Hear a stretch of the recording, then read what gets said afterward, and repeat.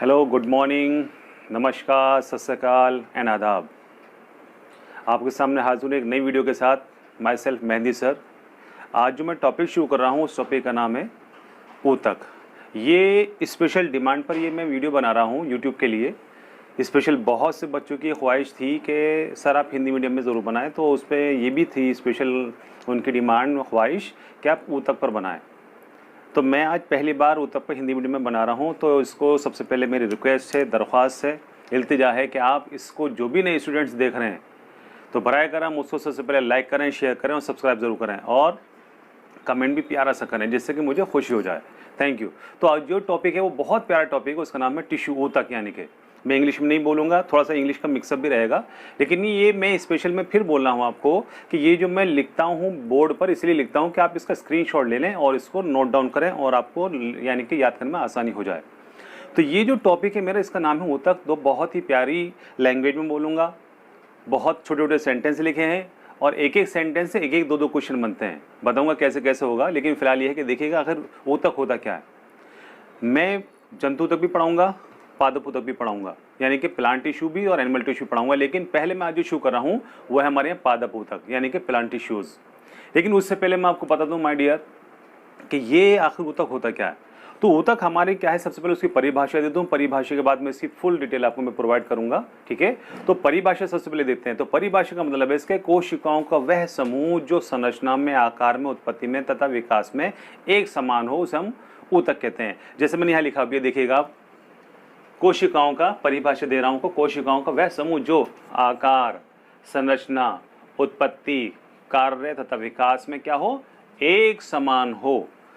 फिर सुनिएगा, कोशिकाओं का वह समूह जो, कोशिका का वह समूह जो आकार में, संरचना में, उत्पत्ति में, कार्य में तथा विकास में एक समान हो, वह कोशिकाओं का समूह कहलाता है, ऊतक कहलाता है माय डियर, ठीक है। अब इसको इंग्लिश में भी कह सकते हैं शेप, ठीक है, structure, origin, function and development. यानी कि सारी की सारी चीज़ें क्या हैं कि अगर एक समान हो जाए तो हम उसे कहते हैं ऊतक कहते हैं। अब डिफरेंट टाइप की सेल्स ले लेते हैं हम लोग। हेयर सेल्स ले लेते हैं, ब्लड सेल ले लेते हैं, बोन सेल ले लेते हैं, कार्टिलेज सेल ले लेते हैं, इसके अंदर न्यूरॉन्स ले लेते हैं। डिफरेंट टाइप्स का सेल्स का ग्रुप बनाया, तो क्या उसको हम लोग टिश्यू कह सकते हैं? नेवर। ये डिफरेंट टाइप्स ऑफ सेल्स कहलाएंगे लेकिन टिश्यू नहीं कहलाएगा माय डियर, ठीक है। तो ध्यान में रखना है। तो कोशिकाओं का वह समूह जो संरचना में, आकार में, उत्पत्ति में, विकास में एक समान हो, उसे हम ऊतक कहते हैं, ठीक है। लेकिन यहाँ देखते हैं, अब इसके बाद में हम देखते हैं पादप जनरली हमारे यहाँ दो तरह के हैं। एक जंतु में पाए जाएंगे, दूसरे पादपों में पाए जाएंगे। तो ये प्लांट टिश्यू, एनिमल टिश्यूज को मैं एक एक करके, मैंने अभी बोला था कि मैं दोनों को अलग अलग डिफ्रेंशिएट करूंगा, एक्सप्लेन करूंगा, डिक्टेट करूंगा। तो मैं सबसे पहले जो शुरू कर रहा हूँ उसका नाम है पादप ऊतक यानी प्लांट टिश्यूज। तो प्लांट टिश्यूज का पहला हमारा जो टॉपिक है वो यहाँ शुरू करते हैं। तो देखिए प्लांट टिश्यूज क्या है। जनरली हकीकत तो ये है कि हम लोग जो टिश्यू को डिफ्रेंशिएट करते हैं यानी कि भिन्नन करते हैं उसका मतलब होता है कि ये दो चीज़ पर मुनहसिर होता है, यानी कि डिपेंड होता है, निर्भर होता है। अब उसमें दो क्या क्या चीज़ होती है तो देखेंगे बेटा हम। यहाँ लिखा है मैंने, वास्तव में पादप ऊतकों को आकारिकी यानी कि मॉर्फोलॉजी बताऊंगा, मॉर्फोलॉजी क्या होती है, तथा कार्यकी और फिजियोलॉजी के आधार पर इनको हम क्या कहते हैं, वर्गीकृत करते हैं यानी क्लासिफाई करते हैं। तो दो चीज़ें निकल कर आती हैं, एक मॉर्फोलॉजी एंड एक फिजियोलॉजी, कार्यकी और आकारिकी। तो पहले आकारिकी क्या होता है देखते हैं। आकार से बनाए आकारिकी, that is known as morphology. Morphology का मीन्स होता है स्टडी ऑफ एक्सटर्नल कैरेक्टर्स। मेरी आंखें कहाँ हैं, मुंह कहाँ है, नाक कहाँ है, कान कहाँ है, एवरीथिंग। यानी कि एक एक चीज़ को हम आंखों से देखकर जो महसूस कर लें, पता लगाएं कि हाँ ये हमारी आंखें कहाँ पर है, नाक कहाँ पर है, नॉस्ट्रिल कहाँ है जिसे नासा छिद्र कहते हैं, हमारे एक्सटर्नल ईयर कहाँ पर है जिन्हें हम बाह्य कर्ण पल्लव, वो बाह्य कर्ण कहते हैं इनको बेटा। तो ये डिफरेंट ऑर्गन हमारी बॉडी के नजर आते हैं जिनको आंखों से देखकर हम महसूस कर सकते हैं, उनको हम कहते हैं, क्या कहते हैं, मॉर्फोलॉजिकल कैरेक्टर्स कहते हैं, यानी आकारिकी हम वो कहते हैं, संरचना कहते हैं। तो अब हमें पता लग जाता है कि हमारे जो तना है, तने के अंदर अलग होंगे ऊतक, रूट्स है तो उसके अंदर ऊतक अलग होंगे, जो हमारी शाखाएं होती हैं उसमें अलग होंगे, हमारी जो पत्तियां उसमें अलग होंगे, और हमारे जो फ्रूट्स होते हैं उसमें भी अलग अलग तरह के ऊतक होते हैं। ऊतक का मतलब डिफरेंट टाइप्स की यानी कि क्या होंगी, सेल्स होंगी। लेकिन क्या होगा, ग्रुप ऑफ सेल्स होगा जो संरचना में एक समान हो। बार बार ये ध्यान में रखिएगा, ठीक है। तो यहाँ देखते हैं अब हमारे यहाँ पर इन दोनों कैरेक्टरिस्टिक्स के बेस पर कौन कौन से, मॉर्फोलॉजी और कार्यकी यानी कि फिजियोलॉजी, इन दोनों के आधार पर हमारे यहाँ पादप टिश्यू जो होते हैं दो तरह के हो जाते हैं। नंबर 1 विभाज्योतकी ऊतक। पहला है विभाज्योतकी यानी विभाजन से ताल्लुक रहेगा इसका। विभाजन से ताल्लुक से मतलब ये होता है कि इसमें विभाजन क्षमता पाई जाएगी। मेन कैरेक्टर से इसका मेन गुण है, यानी कि हिंदी में कह दिया जाए तो मेन फीचर है इसका बेटा विभाज्योतकी ऊतक। दूसरा कहलाता है स्थायी ऊतक। तो विभाजन क्षमता वाले जो होते हैं हम उनको विभाजित में रखेंगे, जो यानी कि परमानेंट बन जाते हैं उनको हम कहते हैं स्थायी ऊतक, यानी परमानेंट ऊतक कहते हैं। ठीक है, तो अब हमारे यहाँ जो पहला इशू करते हैं उसका नाम है विभाज्य ऊतकीय ऊतक कहते हैं, यानी कि that is known as meristematic tissue या मेरिस्टेम भी कहते हैं इसको। क्या बोलेंगे? मेरिस्टेमेटिक टिश्यू या मेरिस्टेम भी कहते हैं। ओके, याद रखना अल्फाजों को। विभाज्य ऊतकीय ऊतक को हमने क्या किया बेटा? शुरू कर दिया हमने। ठीक है, तो ये जो होता है इसको मेरिस्टेम भी बोलते हैं। कभी कभी अंग्रेजी में लिखे हुए अल्फाज आते हैं। आप जो स्पेशल मैं पढ़ा रहा हूँ आपको जानते हैं क्या के लिए पढ़ा रहा हूँ? 11th एंट्रेंस एमयू के लिए, अलीगढ़ मुस्लिम यूनिवर्सिटी का टेस्ट के लिए स्पेशल मैं आपको प्रिपेयर कराऊंगा। शॉर्टकट में पढ़ाऊंगा लेकिन थोड़ी सी एक्सप्लेनेशन भी दूंगा, क्योंकि क्रैश कोर्स अलग होता है। लेकिन मैं क्रैश कोर्स की बेस पर तो नहीं पढ़ाऊंगा, लेकिन इस तरह से पढ़ाऊंगा कि अगर नीट में भी बैठेंगे ना तो इंशाल्लाह आपको काम आएगा। 11th क्लास में जाएंगे तो वहाँ भी काम आएगा। एकेडमिक और कॉम्पिटिटिव दोनों में लेवल लेकर चल रहा हूँ आपको। तो दोनों कंपटीशन के लिए, यानी कि एकेडमिक भी कंपटीशन के लिए, दोनों को लेकर चल रहा हूँ। तो आप इसको ढंग से कॉपी कर लीजिएगा। मैं यहाँ से हट जाता हूँ 1 मिनट के लिए, इसका स्क्रीनशॉट ले लीजिएगा। ठीक है, उसके बाद मैं फिर आगे बढ़ता हूँ लेकर। स्क्रीनशॉट ले लीजिए बेटा इसका, चाहें तो आप लोग इसको नोट्स बना लीजिएगा, हमेशा काम में आएंगे। देखिएगा आप लोग याद रखेंगे कहाँ। ठीक है, तो अब बेटा मैं जो शुरू कर रहा हूँ, स्क्रीनशॉट ले लिया होगा। अब मैं आपको पहला जो है टॉपिक उसको हम लेकर शुरू करते हैं। उसका नाम है कौन सा? विभाज्य ऊतकीय ऊतक, यानी कि मेरिस्टेमेटिक टिश्यू करते हैं। तो इसके जो सबसे पहले लक्षण, कैरेक्टरिस्टिक्स, फीचर जो होते हैं वो आपको मैं बताऊं। ये इसके कैरेक्टरिस्टिक्स क्या होते हैं, फिर इसके टाइप्स पढ़ाऊंगा अगले वाली उसमें। ठीक है, तो यहाँ देखेंगे इसमें जो सबसे पहले कहा गया है लक्षण क्या है, तो पहला लक्षण ही सबसे इंपॉर्टेंट है। क्या? विभाजन क्षमता उपस्थित, यानी कि ये वो ऊतक होते हैं, यहाँ पर वो कोशिकाएं पाई जाती हैं जिसमें विभाजन क्षमता पाई जाएगी। विभाजन क्षमता से मतलब है ये कोशिकाएं 1 से 2, 2 से 4, 4 से 8, 8 से 16, 16 से 32, 32 से 64, 64 से 128 ऐसे यानी कि बढ़ती चली जाती हैं। और हम लोग, हमारे प्लांट जो होते हैं, जो नन्ना मुन्ना से होता है छोटा सा, वो एक बहुत बड़ा हो सकता है। हमारे यहाँ दुनिया में एक ऐसे भी कुछ प्लांट्स हैं जिनकी उम्र जो है 3 से 4 हज़ार साल बताई जाती है। उन प्लांट्स को स्पेशल इंडिया में तो नहीं है लेकिन कैलिफोर्निया में स्पेशल पाए जाते हैं। उनको कहते हैं रेडवुड के नाम से जानते हैं। रेडवुड दुनिया का टॉलेस्ट प्लांट कहलाता है, जिसकी हाइट तकरीबन 380 फीट बताई जाती है। कितनी? 380 फीट, जिसकी उम्र 3 से 4 हज़ार साल पाई जाती है। 3 से 4 हज़ार, यानी कि हमारे जो नबी कहलाते हैं, नबी सल्लल्लाहु अलैहि वसल्लम, उनकी भी उम्र से भी बड़े हैं। जो आखिरी हमारे नबी गुजरे हैं उनसे भी ज़्यादा उम्र उनकी प्लांट की है। यानी कह दिया जाए कि उनका डायमीटर इतना है कि 10 आदमी भी पकड़ेंगे ना इस तरह से, उसको अपने बाहों में लेंगे तो नहीं आ पाएगा, इतना बड़ा डायमीटर होता है। और कहते हैं उसको कि उसमें से अगर उसको स्टेम को काट दिया जाए, उसका तना जो होता है, काटने के बाद में उसमें से गाड़ी, ट्रक, मोटरसाइकिल सब निकल सकती है, इतना बड़ा तना होता है उसका। चलिए खैर, मुझे वो डिस्कस नहीं करना। तो सबसे पहले विभाजन क्षमता, तो विभाजन करता क्या है, हमारी एक कोशिकाओं से 2, 2 से 4, 4 से 8, 17 से 32, 64 बढ़ती चली जाती है। और हमारा जो छोटा सा नन्ना मुन्ना सा वो था, यानी कि पादप, वो क्या होता है, एनलार्ज इन साइज में बड़ा होने लगता है धीरे धीरे। उसमें फिर शाखाएं निकलने लगती है, उस तरह धीरे धीरे वो बड़ा होता चला जाता है। ठीक है, तो विभाजन क्षमता हमारे यहाँ सबसे पहली बात उस पर उपस्थित होगी। क्यों? विभाज्यतक ऊतक होता है, विभाजन क्षमता तो स्पेशल पाई जाएगी, ये सबसे बड़ा फीचर है उसका। ठीक है, देन आफ्टर यहाँ शुरू करते हैं बेटा। नेक्स्ट, भिन्नन नहीं होता। भिन्नन का मतलब है कि वहाँ पे कोशिकाएं एक समान होती हैं। भिन्नन का मतलब डिफ्रेंसिएशन। डिफ्रेंसिएशन का मतलब होता है कि अगर जब हमारे, देखो एक छोटा सा एग्जाम्पल दे रहा हूँ मैं, इंसानों के अंदर जा रहा हूँ। ठीक है, तो यहाँ देखेंगे हम लोग के, अगर हमारे यहाँ पर शुक्राणु अंडाणु, जिन्हें हम लोग कहते हैं स्पर्म ओवम, आपस में मिलते हैं बेटा, जब में रखना एक छोटी सी कोशिका, यानी कि वो बनती कोशिका, उनसे कहते हैं जायगोट। ठीक है, जायगोट में विभाजन क्षमता पाई जाती है। तो हमारी 1 से 2, 2 से 4 में कोशिकाएं बढ़ती जाती हैं। और हम लोग जो होते हैं जब दुनिया में तशरीफ लाते हैं तो हमारा साइज छोटा सा होता है, 3 फीट 4 फीट के तो 3 से 4 किलो वजन होता है। और हमारी जो हाइट होती है 1 फीट या 1.5 फीट या हम लोग होते हैं, नन्हे मुन्ने से छोटे से होते हैं। लेकिन हमारे बॉडी के अंदर होता क्या है कि हमारी बॉडी के अंदर जो होता है बेटा विभाजन, तो मैं आपको बता रहा था कि ये हमारे जो डिफ्रेंसिएशन होता है कोशिका में, भिन्नन जो नहीं होता, उसका मतलब क्या होता है कि जब जायगोट बनता है, जब शुक्राणु अंडाणु दोनों मिलते हैं जायगोट बनता है, अगर उसमें भिन्नन क्रिया नहीं पाई जाएगी तो उसमें जानते हैं क्या होगा, हमारी बॉडी में जो ऑर्गन्स बनते हैं, अंग बनते हैं, बॉडी के पार्ट बनते हैं, वो नहीं बन पाएंगे और हम एक मांस का ही लोथड़ा रह जाएंगे खाली बस। तो कहने का मतलब ये है कि माय डियर, तो ये भिन्नन एक ऐसी आवश्यक क्रिया होती है जिसके जरिए हमारी बॉडी में ऑर्गेनोजेनेसिस होता है, इनका ऑर्गन्स का निर्माण होता है, यानी कि अंग का निर्माण होना, ये डिफ्रेंसिएशन के जरिए होता है। और इस तरह के लिए काम आते हैं हमारी स्टेम सेल्स होती हैं। स्टेम सेल्स एक कोशिका शरीर की हमारी ऐसी है कि जो बेटा हमारी बॉडी के अंदर भिन्नन यानी कि डिफ्रेंसिएशन में अति आवश्यक होती है, वो काम करती है स्टेम सेल्स। ठीक है, उसके बाद में जो नया यहाँ पे जो हमारा तीसरा पॉइंट है वो क्या लगता है, कोशिका भित्ति सेलुलोज द्वारा बनी होती है।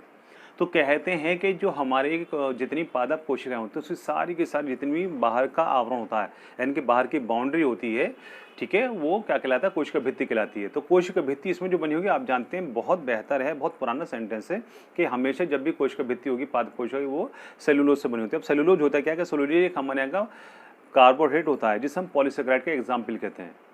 तो ये जो है हमारे सेलुलोज है क्या होता है कि स्पेशल तरह का कार्बोहाइड्रेट, याद रखिएगा, ठीक है, जो मानव शरीर में कभी भी नहीं पचता। जब मैं आपको पढ़ाऊंगा न्यूट्रिशन, मैंने पढ़ा भी होगा शायद, उसमें हम क्यों नहीं पचा पाते उसका रीज़न मैंने बताया होगा, नहीं तो दोबारा हिंदी में वीडियो में आपको बता दूंगा, ठीक है।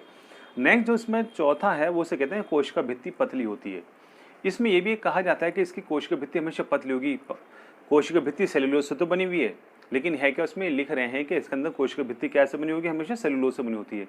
दूसरा क्या है कि कोशिका भित्ति पतली होती है, पतली इसलिए रखी हुई है कि उसमें विभाजन क्षमता आसानी से पाई जा सकती है। अगर भित्ति का मीन्स दीवार और जो हमारी वो होती है झिल्ली, उसका मतलब होता है बेटा क्या कहते हैं, वो पतली सी होती है। तो दीवार आसानी से टूटती नहीं है और पतली जो झिल्ली होती है ये फट जाती है बेटा। तो जब कोशिका भित्ति पतली होगी यहाँ पर तो विभाजन क्षमता उसमें आसानी से हो जाएगा, इसलिए विभाजन क्षमता इसमें पाई जाती है। तो पॉइंट याद रखना हमेशा, वो पादप कोशिकाएं जिसमें कोशिका भित्ति पतली होती है, पॉइंट याद रखना इस वाले को जो मैं बता रहा हूँ कि जिसमें कोशिका भित्ति पतली होगी विभाजन क्षमता पाई जाएगी और हमेशा वो सारी की सारी कोशिकाएं जीवित होती हैं। मैं लिखा नहीं है सभी कोशिकाएं जीवित होती हैं, मैं आपको बता रहा हूँ, ठीक है। तो इसमें जितनी भी कोशिकाएं होंगी सारी की सारी जीवित होती हैं, विभाजन क्षमता पाई जाएगी, भिन्नन क्रिया नहीं पाई जाती। और इसके अंदर सेलुलोज द्वारा कोशिका भित्ति बनी होती है, लेकिन कोशिका भित्ति क्या होगी बेटा, पतली दीवार से बनी होती है। कोशिका भित्ति इसमें पतली होती है, इससे विभाजन क्षमता आसानी से हो जाता है। उसके बाद में नेक्स्ट देखेंगे, 4 यहाँ हो चुके हैं, 5वां पॉइंट देखेंगे, पूर्ण विकसित केंद्रक तथा साइटोप्लाज्म उपस्थित। इसमें वेल डिफाइंड न्यूक्लियस होता है। न्यूक्लियस का मतलब है केंद्रक जो होता है इसमें पूर्ण विकसित होता है। इसके अंदर बेटा क्या है, उसका मतलब कि हमारा जो ये केंद्रक है वो बहुत आसानी से नज़र आ जाता है अगर हम इसको माइक्रोस्कोप में स्टडी करते हैं। तो माइक्रोस्कोप में स्टडी करने का मतलब ये है कि हमारे यहाँ पर जो ये पॉइंट है कि पूर्ण विकसित केंद्र पाया जाता है, ये प्रोकैरियोटिक कोशिकाओं का आप सोच रहे होंगे कि सर ये तो वहाँ होता है। तो उसका मतलब है कि यहाँ पर यानी कि पूर्ण विकसित से मतलब है वेल यानी डोमिनेंट जिसे हम कहते हैं, इनके प्रभावी तरीके से उसे नजर आ सकता है। इसका मतलब यहाँ पर ये है, ठीक है। तो इसमें पूर्ण विकसित का मतलब केंद्र पाएगा, वेल न्यूक्लियर मेम्ब्रेन होगी, न्यूक्लियोलस होगा, सब पाया जाएगा इसके अंदर। तो साइटोप्लाज्म पाया जाता है, याद रखिएगा, ठीक है। नेक्स्ट, कोशिकाएं एक दूसरे से सटी होती हैं। कोशिकाएं इतनी छोटी छोटी सी होती हैं कि उसके बीच में अंतर कोशिका स्थान भी नहीं पाया जाता। इसका मतलब है कि सारी कोशिकाएं क्या होंगी बेटा, एक दूसरे से सटी हुई होती हैं, जस्ट लाइक ए टाइल्स के बीच में कोई गैप नहीं होता। लेकिन हमारे और जो बॉल होती हैं, बॉल को जो हम एक डब्बे में रखेंगे तो उसके बीच में गैप आ जाता है, जिससे बॉल कम भरी आएंगे, मतलब भरी तो जाएंगे लेकिन अंतर कोशिका स्थान होता है। जो 2-3 बॉल के बीच में जो गैप आएगा, 3 बॉल को एक यहाँ 2 यहाँ को यहाँ रखिए, तीसरी नीचे से लगा दी तो बीच में एक निशान आ जाएगा, तो कहलाता है अंतरकोशिकीय स्थान। तो इनके बीच में कोई अंतरकोशिकीय स्थान नहीं पाया जाता बेटा, ठीक है। नहीं देखेंगे इसके अंदर बेटा जी। तो ये जो हमारी ये वाली होती है, कौन सी कोशिकाएं विभाजित ऊतक कहाँ पाई जाती हैं, तो उसका नेक्स्ट पॉइंट यहाँ मैं लिखा है, मैंने शॉर्टकट में, जगह कम है इसलिए मैं थोड़ा सा यहाँ भी लिखता हूँ, ठीक है। तो 8वां पॉइंट है वृद्धि वाले भागों में उपस्थित। जहाँ जहाँ वृद्धि होगी, चाहे वो हमारी क्या हो बेटा, नई शाखा निकल रही हो, नई ब्रांच निकल रही हो, चाहे वहाँ से नई पत्ती निकल रही हो, वहाँ चाहे हमारी जड़ हो, जहाँ जहाँ भी ये वृद्धि होती है वहाँ ये ऊतक स्पेशल मुख्य रूप से पाया जाता है।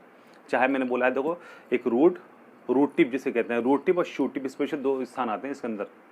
हमेशा तो वो रूट की लंबाई जो बढ़ती है रूट टिप की बेस पर, ये जड़ हिमालय का, तो जड़ का ये जो पार्ट है नीचे, ये रूट टिप कहलाता है, यानी कि शीर्षक भाग ऑफ, यानी कि शीर्षक भाग किसका, जड़ का, ये शीर्षक भाग कहलाता है। ऊपर का भाग कहलाता है शीर्षक, यानी कि स्टेम कहलाता है, यानी कि रूट टिप, वो शूट टिप कहलाता है। तो शूट टिप का ऊपरी सर उसकी लंबाई बढ़ाएगा और नीचे जो वो है रूट टिप, वो उसकी यानी कि जड़ की लंबाई बढ़ाती है बेटा। इस राशि लंबाई बढ़ाने में काम में आता है। नेक्स्ट, पूर्ण रूप से उपस्थित होती हैं, यानी कि ये जो कोशिकाएं होती हैं हमारे पूरे पादप के शरीर में उपस्थित होती हैं बेटा, जिसकी बेस पर उसमें क्या होता है, विकास होता रहता है। धीरे धीरे उसकी चौड़ाई भी बढ़ेगी, लंबाई भी बढ़ेगी और उसकी एरिया भी बढ़ता चला जाता है, आप जानते हैं बेहतर, ठीक है। लास्ट इसमें लिखा है कोशिकाएं समव्यासी होती हैं।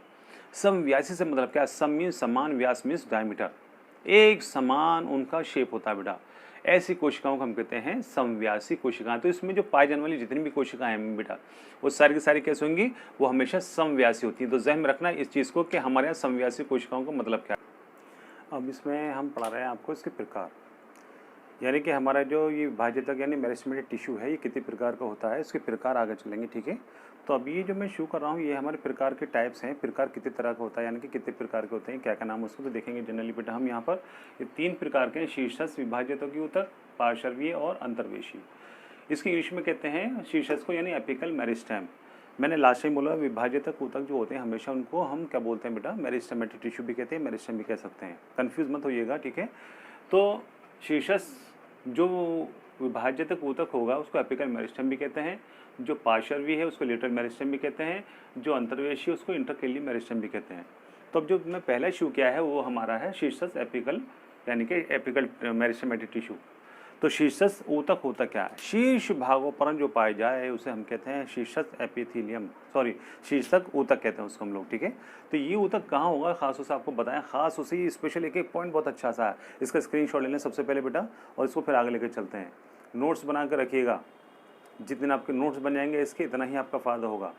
मैं यहाँ से हट चुका हूँ, इसका स्क्रीनशॉट लेकर नोट्स बना लीजिएगा बेटा, ये स्क्रीनशॉट ले लें, ठीक है। ओके, यू हैव डन, मुझे उम्मीद है आपने ले लिया होगा शॉट, ठीक है। तो पहला इसका जो गुण है, जो लक्षण होते हैं, इसकी पहचान कैसे करेंगे, ये कहाँ पाए जाते हैं, काम क्या है इसका, इसकी संरचना कैसे होती है, तो सभी के करके बताता हूँ, ठीक है। तो पहला इसका जो गुण है वो है प्राथमिक प्रकार का ऊतक होता है। प्राथमिक प्रकार का ऊतक से मतलब क्या है कि जनरली हमारे यहाँ जो ऊतक होते हैं वो जनरली शुरुआत में बनते हैं।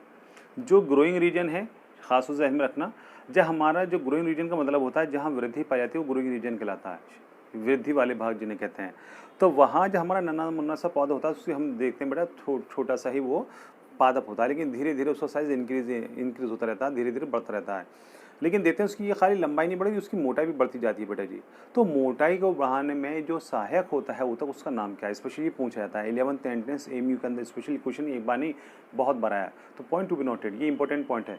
तो हमारे पादपों की चौड़ाई बढ़ाने में, पादपों की यानी कि गिर्थ, यानी कि विड्थ जिसे कहते हैं, गिर्थ बढ़ाने में कौन सा ऊतक मुख्य रूप से सहायक होता है, उसका नाम हमारा क्या है बेटा, ठीक है, ध्यान में रखना, वो होता है हमारा लेटरल मेरिस्टेम। लेकिन जो लंबाई बढ़ाने में सहायक होता है, जो लंबाई बढ़ाएगा उसका भी नाम पूछा जाता है कि लंबाई बढ़ाने वाले ऊतक का नाम क्या है, या फिर ये कि शाखाओं की जो लंबाई बढ़ाता है, शाखाएं जो निकालता है उसका नाम क्या है। तो 3 ऊतक हमारे यहाँ पर आ गए।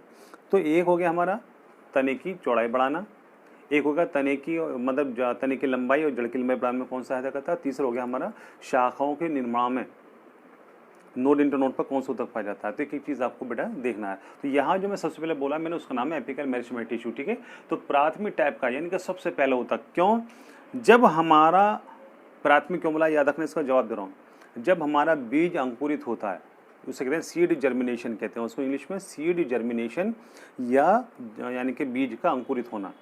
जब अंकुरित होता है उसमें से 2 पार्ट निकलते हैं, बीज जब जर्मिनेशन होता है, जब अंकुरित होता है तो एक होता है जो नीचे की तरफ जाता है, एक जाता है ऊपर की तरफ।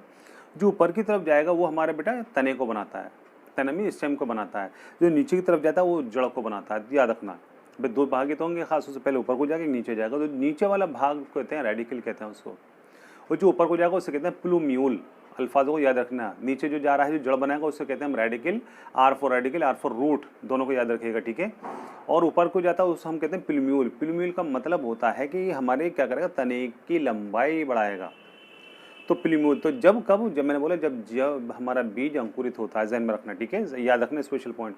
तो वहाँ जो वृद्धि हो रही है वो सबसे पहली प्रकार की होती है, इसलिए इसको कहते हैं प्राथमिक प्रकार का ऊतक, इसलिए इसको नाम दे दिया गया शीर्षस्थ एपिथेलियम को, याद रखना, ओके। दूसरा कह रहा है ये मुख्य रूप से जड़ तथा तने के शीर्ष भागों पर उपस्थित, तो जड़ पर पाया जाएगा ये और तने पर पाया रहा है। क्यों भाई साहब, क्या वजह है कि जड़ के और तने के शीर्ष भागों पर पाया जाएगा, नाम इसका शीर्षस्थ से बेटा जी, कॉमन सेंस लगाएं। तो ये जड़ के और तने के शीर्ष भागों पर ही क्यों पाया था, क्यों, तने की लंबाई बढ़ाएगा ये ऊपर को और जड़ की लंबाई भी नीचे को बढ़ाता है। जितनी लंबाई बढ़ेगी उतनी ही ज़्यादा तने की लंबाई बढ़ती चली जाती है। तो जन में रखेगा ये पॉइंट, ये भी बेटा, ठीक है। तो जड़ तथा तने की लंबाई, अभी क्या है तीसरा पॉइंट इसका, जड़ तथा तने की लंबाई बढ़ाने में सहायता करता है। भाई जब ऊपर भाग में जब पाया जाएगा, तने के ऊपरी भाग पर पाया जा रहा है, ठीक है, तो क्या होगा बेटा, ये हमारे तने की लंबाई बढ़ाएगा। जब जड़ के ये नीचे वाला पार्ट हमारा, ये जड़ है हमारे बहुत सारी, तो क्या है, जड़ का शीर्ष भाग है। तो जड़ के जब ये शीर्ष भाग पाया तो क्या कहता है, जैसे वो सुराख करते हैं ना ड्रिल मशीन से, ऐसे जमीन को भेदता जाता है और नीचे को बढ़ते चला जाता है। जितनी जड़ बढ़ेगी इतना ही ऊपर को उसको क्या होगा बेटा, पोषक पदार्थ मिलेंगे और हमारे जो पादप है उसकी लंबाई बढ़ती चली जाती है, ठीक है। तो ये जड़ तथा तने की लंबाई बढ़ाने में उपस्थित होता है, ठीक है जी बेटा। अब एक खास बात, जिन स्थानों पर ये उपस्थित होता है, जाहिर सी बात है, अब आपसे पूछ ले किन स्थानों पर पाया जाता है, तो आपको बताऊँ ये वृद्धि वाले भागों में पाया जाता है, खासों से याद रखिएगा, ठीक है। तो जहाँ पर ये उपस्थित होगा उस भाग को हम कहते हैं वर्धी प्रदेश। वर्धी प्रदेश का मतलब होता है कि ग्रोइंग जोन, यानी कि वो भाग जहाँ पर वृद्धि पाई जा रही है उन्हें कहते हैं इंग्लिश में ग्रोइंग जोन पर ही स्पेशल रूप से ये प्रेजेंट होता है, उस भाग को हम कहते हैं ग्रोइंग जोन या वर्धी प्रदेश कहते हैं उसको बेटा, ठीक है। 5th पॉइंट है इसका, सभी कोशिकाएं जीवित। कॉमन सेंस लगाएं, जब विभाजन क्षमता पाई जाएगी तो बेटा आपको जैसे मैंने पीछे बोला था कि इसके अंदर कोशिका भित्ति पतली होती है, सेल्यूलोज से बनी होती है, न्यूक्लियस पाया जाता है। सारे पॉइंट्स मैं अब नहीं लिखवा रहा हूँ, वो मैं आपको पहले लिखवा चुका हूँ। ये नहीं कि इसके अंदर भी लिखवाऊंगा तो ये अगर लिखवाता ना 5-7 पॉइंट और बढ़ जाते बेटा इसके। तो जो सब इससे पहले मैंने पॉइंट लिखवाए थे इसको, यानी कि जो विभाजित ऊतक के लक्षण थे उनको भी याद करना, साथ में इनको भी याद करना बेटा, अदरवाइज आपको प्रॉब्लम होगी, ठीक है, ध्यान में रखिएगा। तो ये जिन स्थानों पर पाए जाते हैं वहाँ पर क्या होगा बेटा, जो उन्हें वर्ती प्रदेश कहते हैं। दूसरा नेक्स्ट जो है उसमें सभी कोशिकाएं जीवित, क्योंकि इसमें विभाजन क्षमता पाई जाती है। कोशिका विभाजन क्षमता ऐसी होती है उसमें केंद्र भी होता है, साइटोप्लाज्म भी होता है बेटा, ठीक है। नेक्स्ट, ये नई शाखाओं के शीर्ष भागों पर भी उपस्थित होता है। नई शाखाएं जो निकलती हैं, मान लीजिएगा हमारे जो तना है, तने से यहाँ से एक बड निकलेगी, छोटी सी बड निकलती है, ठीक है। तो वहाँ से बेटा क्या होता है, यहाँ भी ये पाया जाएगा, क्योंकि शीर्ष भाग बना रहा है तने का, जो शाखा निकल रही है उसको भी शीर्ष भाग बनाते हैं, वहाँ भी उपस्थित होगा बेटा, ठीक है, याद रखना। इसका भी एक मुख्य पूछता है काम क्या होता है। 11th एंट्रेंस एमयू के अंदर कितनी बार पूछा गया है कि इस ऊतक का कार्य बताइए, तो इस ऊतक का काम जानते हैं क्या होता है, आपको मैंने बता दिया है। 3rd पॉइंट क्या कहना चाह रहा है, जड़ तना तथा तने की लंबाई बढ़ाने में सहायता करना, ये इसका मुख्य कार्य होगा, दैट्स ऑल। इससे आगे नहीं पढ़ाऊंगा, ठीक है, बहुत हो जाएगा 11th एंट्रेंस के लिए। अब बता हमारा दूसरा पार्श्वीय विभाजक ऊतक, तो पहला वाला शीर्षक हो गया हमारा, दूसरा पार्श्वीय चलेगा, ठीक है। यानी कि हमारा पार्श्वीय क्या कहलाता है, तो इसे कहते हैं लेटरल मेरिस्टेम। लेटरल मेरिस्टेम का मतलब होता है, तो आप हमारी अब देखो आपको बताएं ये लेटरल आखिर होता क्या है। देखो हमारा ये कहलाता है जो सीना वाला पार्ट है, सीना और पेट, ये हमारा लेटरल वो कहलाता है, वेंट्रल साइड कहलाता है, वेंट्रल साइड ध्यान में रखिएगा, ठीक है। कमर वाला भाग कहलाता है हमारा डॉर्सल साइड, और जो हमारी कोक जिन्हें कहते हैं, जिधर बगल है ना, ये आर्मपिट जिसे कहते हैं, ये वाली साइड हमारी लेटरल साइड कहलाती है। तो तने का जो गोल एरिया होता है, जैसे तना मानिएगा, तो ये चारों तरफ ये जो पाया जाएगा तना, तने की जो मोटाई बढ़ाता है वो यही ऊतक होता है। भाई लंबाई तो बढ़ती जा रही है, का लंबाई बढ़ रहा है, लेकिन वो इतना पतला ही प्लांट रहेगा, उसकी लंबाई तो बढ़ती चली गई, पता लगा 40 फीट लंबा हो गया, तो क्या इतनी पतली शाखा पर, इसके इतने पतले स्टेम पर क्या वो 40 फीट खड़ा रहेगा, नेवर, टूट के गिर जाएगा। तो ऊपर वाले क्या क्या है, जैसे इसकी लंबाई बढ़ती चली जाएगी वैसे उसकी मोटाई भी बढ़ेगी बेटा, ऑटोमेटिकली सिस्टम है ये, याद रखिएगा, अगर वह अदरवाइज बड़ी प्रॉब्लम हो जाएगी बेटा आपको। तो समझ में आता है हमारे कि जैसे इसकी लंबाई बढ़ेगी ऐसे इसकी मोटाई बढ़ती है। तो मोटाई बढ़ाने में कौन सा ऊतक सहायता करता है, उसका नाम है लेटरल मेरिस्टेम, यानी कि पार्श्वीय विभाजित ऊतक होता है। तो इसके कैरेक्टरिस्टिक्स देख लो बेटा। पॉइंट नंबर 1, ये प्राथमिक तथा द्वितीय दोनों प्रकार के हो सकते हैं। ये क्या बात हुई भाई, प्राथमिक और ये इसलिए कह रहे हैं कि सबसे पहली बात यह है कि ये जो हमारा ऊतक जो प्राथमिक प्रकार का ऊतक था, शुरुआत तो यहीं से ही होगी ना। अगर यूतक नहीं होता तो होता क्या, इसकी लंबाई वो चौड़ाई बढ़ा देती, नहीं बढ़ती बेटा कभी भी। तो इसी पहले क्या होगा, ये वहाँ पाएगा जहाँ प्राथमिक वृद्धि हो चुकी है। प्राथमिक वृद्धि से द्वितीय वृद्धि होती है। प्राथमिक वृद्धि का मतलब होता है कि जब हमारा बीज अंकुरित होता है, अंकुरित होते ही जो इसमें से तना निकलेगा, जड़ निकलेगी, वो प्राथमिक वृद्धि कहलाती है। लेकिन जैसे जैसे वक्त गुजरता जाता है, तने की लंबाई बढ़ रही है, तने की मोटाई बढ़ रही है, तो क्या है, यहाँ पर द्वितीय वृद्धि स्टार्ट हो रही है। अगर द्वितीय वृद्धि नहीं होगी तो हमारे जो प्लांट्स काफ़ी मोटे मोटे हेल्दी हो जाते हैं बेटा, वो नहीं होते, तो बड़ी प्रॉब्लम होती है हमारे यहाँ। तो पादप सारे टूट के गिर गए होते। तो ऊपर वाले ने बड़े सिस्टमिक तरीके से क्या रखा कि उसके लेटरल मेरिस्टेम को रखा, जो उसकी तने की चौड़ाई बढ़ाता है, गिरथ बढ़ाता है, जिसकी बेस पर होता क्या है कि तने की लंबाई जैसे बढ़ेगी तो गिरथ बढ़ती रहती है, उसको सहायता मिलती रहती है, जिससे वो ज़मीन से चिपका रहे। अब दूसरा देखेंगे, दूसरा पॉइंट, ये मुख्य रूप से जिम्नोस्पर्म तथा द्वितीय बीज पत्री पादपों में उपस्थित होते हैं। ये स्पेशल पॉइंट है इसका। ये भी क्वेश्चन पूछा जाता है कि ये जो लेटरल मेरिस्टेम होता है मुख्य रूप से किन पादपों में पाया जाता है। तो याद रखना, जिम्नोस्पर्म में और द्विबीज पत्री पौधे, डाइकॉट जो कहलाते हैं, जैसे हमारा जितने भी दाल वाले पौधे होते हैं, बादाम है, नीम है, सरसों है, सब द्विबीज पत्री पौधे बेटा, ये वहाँ पाया जाता है। नेक्स्ट, पार्श्व भागों में उपस्थित, पार्श्व भाग क्या होते हैं, लेटरल साइड में उपस्थित होता है मुख्य रूप से। ये लेटरल साइड में आपको बता चुका हूँ, जैसे हमारी ये लेटरल साइड है, ये हमारा वेंट्रल साइड कहलाता है, पेट वाला पार्ट। इधर बैकबोन होती है, this is called dorsal side. और जो हमारी ये बगल जो होती है, बगल वाली आर्म पेट का वाला जो साइड है, ये दिस इज कॉल्ड हमारी लेटरल साइड, ठीक है, पार्श्व कहलाता है रीजन। तो वहाँ मुख्य रूप से प्रेजेंट होगा। नेक्स्ट है द्वितीय वृद्धि में सहायता करना, ये सबसे इंपॉर्टेंट चीज़ है, द्वितीय वृद्धि। ये आपने शायद कभी सुना भी नहीं होगा, कोई बात नहीं, मैं आपको सुनाऊंगा। द्वितीय वृद्धि से मतलब होता है कि हमारा जब वृद्धि हुई है पहली बार, जब अंकुरण हुआ है, तो आप जानते हैं कि प्राथमिक वृद्धि होगी। लेकिन द्वितीय वृद्धि क्या शुरू करती है, हमारे ठोस वो होते हैं पादप। ठोस पादप से मतलब क्या है, हमारे जितने भी बेटा जी पादप हैं, सारे के सारे पादप क्या होते हैं, बढ़ते हैं, हरे हुए होते हैं। हमें लाल वाल को नहीं शो करना है, दूसरी सीनरी में देखेंगे बहुत से लाल रंग की पत्तियां भी होती हैं, वो डिस्कस नहीं करना है। हमें बताना है कि द्वितीय वृद्धि आखिर होते क्या कि हमारे तख्ते निकलते हैं बेटा, जिसकी बेस पर हमारे क्या होते हैं, दरवाजे बनते हैं, हमारी चौखटें बनती हैं। ये सारी की सारी कहाँ से बनती है? ये द्वितीय वृद्धि की बेस पर बनते हैं। उसमें एक मुख्य चीज़ होती है, उसका नाम है, अब नीचे लिखा होगा शायद मैंने उसमें, कैम्बियम। येरा कैम्बियम। तो आखिर कैम्बियम है क्या? कैम्बियम एक ऐसा हमारे यहाँ पर एक प्रकार का ऊतक होता है ख़ास तौर से, जो सिर्फ और सिर्फ द्वितीय बीजपत्री यानी द्विबीजपत्री पौधों में पाया जाता है। यानी कि जो हमारे डाइकॉट होते हैं ना, इस टाइम डाइकॉट प्लांट जो होते हैं उसके अंदर मुख्य रूप से पाया जाएगा। अब इसकी उपस्थिति पहुंचता तो मैंने अलग से लिखा हुआ यहाँ पर, ये कैम्बियम बताऊंगा अभी, ठीक है? पहले ये देख लें। तो ये होता क्या है कि खास उससे जो द्वितीय वृद्धि वाले बीज जो होते हैं उसमें पाया जाता है, ठीक है? जो 5वें पढ़े, द्वितीय वृद्धि केवल द्विबीजपत्री पादपों में पाई जाती है। द्वितीय वृद्धि केवल द्विबीजपत्री पादपों में पाई जाती है। इसका मतलब क्या है, ठीक है? एक होते हैं हमारे एक बीजपत्री, दूसरे होते हैं द्विबीजपत्री। एक बीजपत्री पौधे वो होते हैं जिसके अंदर जो बीज उपस्थित होते हैं, खास ध्यान में रखना जो बता रहा हूँ आपको। एक बीजपत्री पौधा पौधों की पहचान कैसे करेंगे, मैं आपको जब वर्गीकरण बताऊंगा ना, जीव जगत में विविधता, तो वहाँ बताऊंगा। लेकिन शॉर्टकट देख लेते हैं कि जितने भी एक बीजपत्री पौधे होते हैं उसके अंदर जो हम बीज निकालते हैं, बीज निकालने के बाद उसमें एक आवरण होता है। आवरण हटाएंगे तो उसमें तो पता लगता है, उसके आवरण के हटाने के बाद में एक ही पार्ट निकलेगा। जैसे गेहूँ निकला, चावल निकला, ये हमारे क्या है, एक बीजपत्री पौधे हैं। द्विबीजपत्री पौधे कौन से होते हैं, उसकी पहचान कैसे करेंगे? हमने कोई भी दाल उठाई या बादाम उठाया, तो दाल का जब हम छिलका हटाते हैं तो बेटा दो भाग निकलते हैं, तो द्वि हो गया, द्विबीजपत्री हो गया। अब हमने गेहूं का दाना लिया तो गेहूं का जब आवरण हटा तो उसमें एक पार्ट निकला, तो एक बीजपत्री होगा। ऐसे पहचान करनी पड़ती है हम लोग को। ये बिल्कुल फिंगर पे ले आऊँगा जब आपको पढ़ाऊंगा फिलहाल।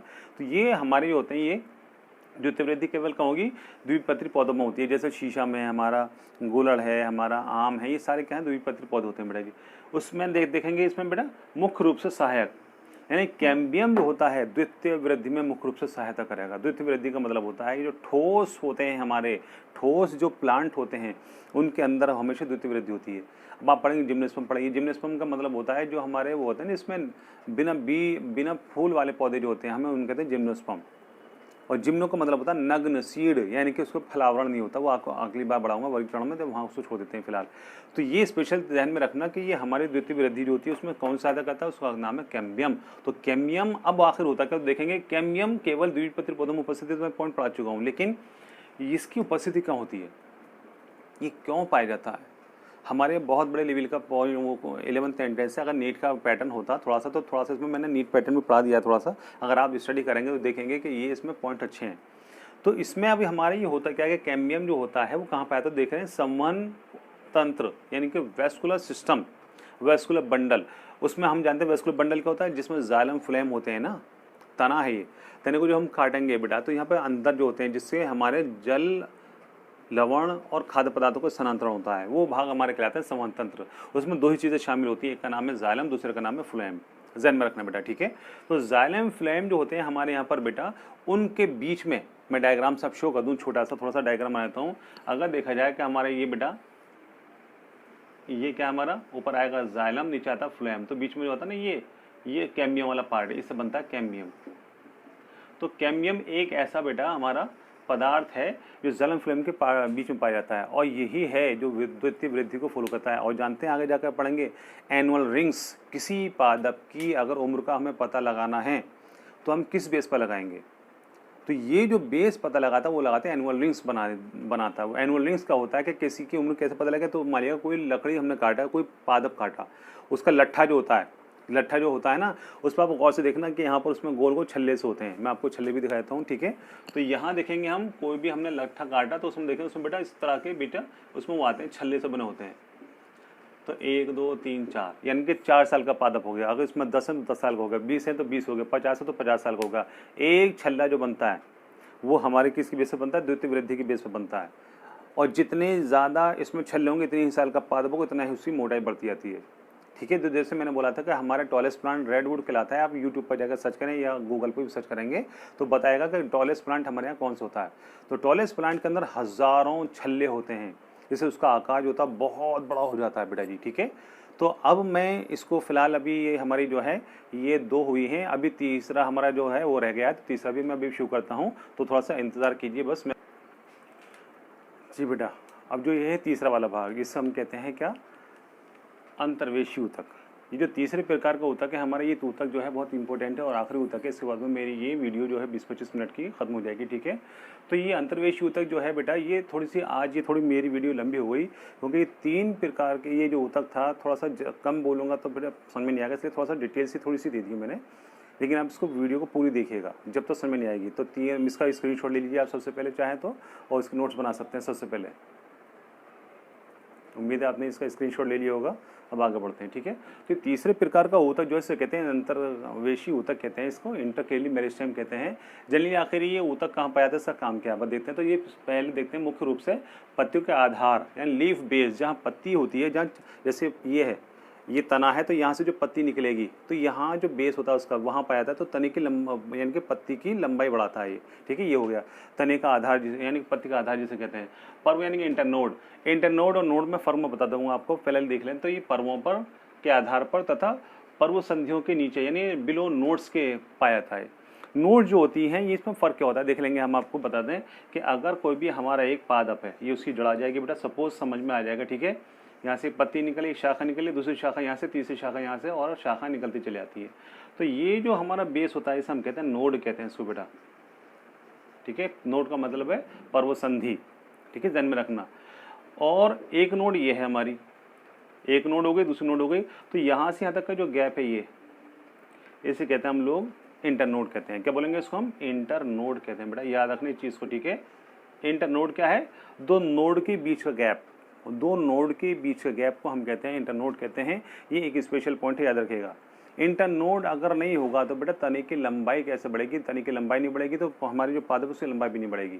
तो ये ऊतक बहुत काम का है। ये हमारे क्या कहता है, पत्तियों की लंबाई बढ़ाएगा, तने की लंबाई बढ़ाएगा। जब तने की लंबाई बढ़ेगी तो पादपों की लंबाई भी बढ़ती चली जाती है बेटा, ध्यान में रखिएगा, ठीक है। तो दूसरा नेक्स्ट देखते हैं इसके अंदर, सदैव शीर्षस्थ ऊतक द्वारा उत्पन्न होता है। जब तक एपिकल मेरिस्टेम नहीं आएगा, ठीक है, तो ये भी उत्पन्न नहीं होगा, समझ में आ जाएगा, ठीक है। ये समझ में रखिए, अपने दिमाग में रखिए कि इसकी उत्पत्ति कहाँ से होती है। तो ये एपिकल मेरिस्टेम के द्वारा ही बेटा उत्पन्न होने वाला होता है, ठीक है। उसके बाद में देखते हैं हम लोग यहाँ से कि ये लंबाई बढ़ाने में सहायता करता है। लंबाई किससे बढ़ाएगा? अभी मैंने बोला था पत्तियों की लंबाई बढ़ाएगा, शाखों की लंबाई बढ़ाता है।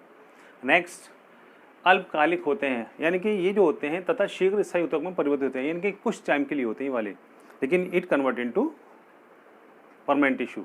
ये धीरे धीरे यानी बहुत जल्दी से क्या होते हैं, धीरे धीरे जल्दी से क्या बदल जाएंगे, किस बदल जाएंगे, ये स्थायी ऊतक परमानेंट टिश्यू बदल जाते हैं। एक बीज पत्री पादप, जैसे घास हो या बैम्बू हो हमारा जो होता है, या हमारा गन्ना हो या मक्का हो, भुट्टा हो, ये स्पेशल खास याद रखना। ये घास और बैम्बू जो होता है उसका आधार तल पर पुदीने की पर्व संधियों पर नोट्स पर स्पेशल पाए जा सकते हैं, जिन्हें उसमें कह देते हैं बेटा कुछ जगह। सभी कोशिकाएं जीवित होती हैं तथा पादपों की लंबाई बढ़ाने में सहायता करते हैं। तो ये जो मेरा ऊतक था छोटा सा, यानी कि विभाजित ऊतक कंप्लीट हो चुका है। तो मेरी उन सबसे आखिर में यही दरख्वास्त है, रिक्वेस्ट है, इल्तिजा है कि जिन्होंने इसको पहली बार देख रहे हैं वो इसको सब्सक्राइब ज़रूर कर दें, लाइक करें, शेयर करें, कमेंट्स ज़रूर करें। और जो दूसरी बात देख रहे हैं तो उनसे मेरी गुजारिश है कि वो लाइक करें, शेयर करें, कमेंट्स भी ज़रूर करें। Thank you.